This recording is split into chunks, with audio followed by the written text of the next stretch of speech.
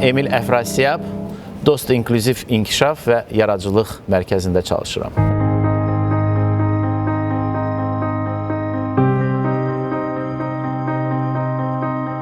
Mən Amerikada uzun illərdə yaşadım.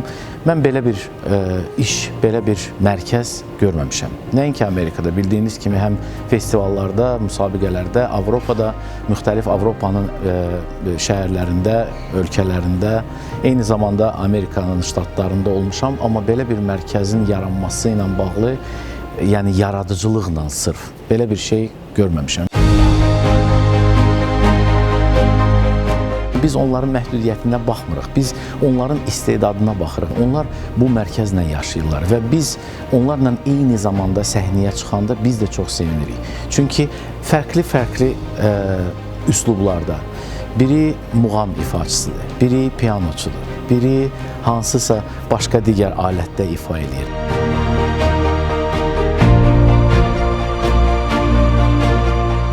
İnanın ki, hər dəfə yeni üslubda musiqi tərtibatı olunur, yeni ifalar olur. Bu o deməkdir ki, inkişaf günlərlə yox, saatlarla gedir. İnkişaf, yəni eyni əsəri biz keçirik, ikinci dəfə keçəndən sonra tam başqa bir üslubda oxuma tərzi, qəbul etmə, qavrama, bunlar hamısı böyük bir şərtdir.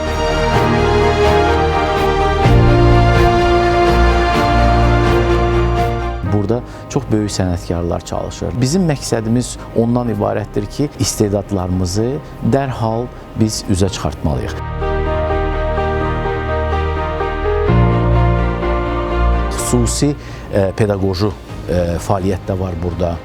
Gələcək üçün biz musiqişünazlıqda fikirləşmişik ki, ədəbiyyat formasında bizim benefisiarlarımız yalnız yaradıcılıqla yox, bunun ədəbi tərəfindən də hazır olsunlar.